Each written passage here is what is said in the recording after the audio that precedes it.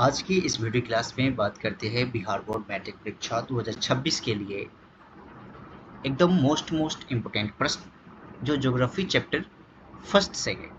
प्रश्न है कि संसाधन निर्माण में तकनीकी की क्या भूमिका है, स्पष्ट कीजिए। ये प्रश्न लघु उत्तरीय प्रश्न है, एकदम मोस्ट इम्पोर्टेंट प्रश्न है। ठीक है, ये प्रश्न VBI है। ठीक है, आप तो इस प्रश्न को याद ही कर ले। ठीक है, एकदम सरल शब्दों में इसका उत्तर जानेंगे कि संसाधन निर्माण में तकनीकी की क्या भूमिका होती है। ठीक है, देखिए, संसाधन निर्माण में तकनीकी की भूमिका अत्यंत ही महत्वपूर्ण होती है। सही बात है कि जब हम संसाधन का निर्माण के तौर पे कार्य करते हैं तो इसकी तकनीकी का कार्य जो है, जितना हम तकनीकी का विकास करेंगे, जितनी तकनीकी का उपयोग करेंगे तो संसाधन मेरा क्या हो जाता है, एकदम सरल हो जाता है। ठीक है,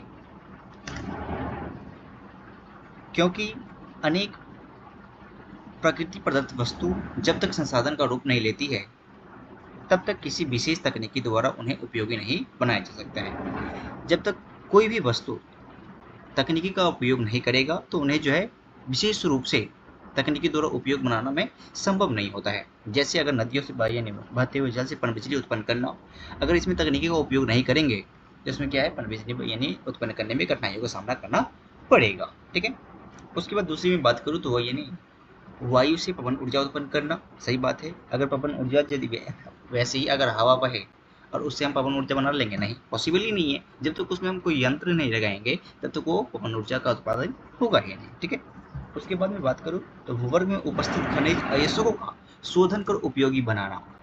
भूवर्ग में जितने भी खनिज अयस्क उपस्थित है उसको यानी शोधन में उपयोगी बनाना। इन सभी अलग अलग कार्यों के लिए अलग अलग तकनीकी की आवश्यकता होती है।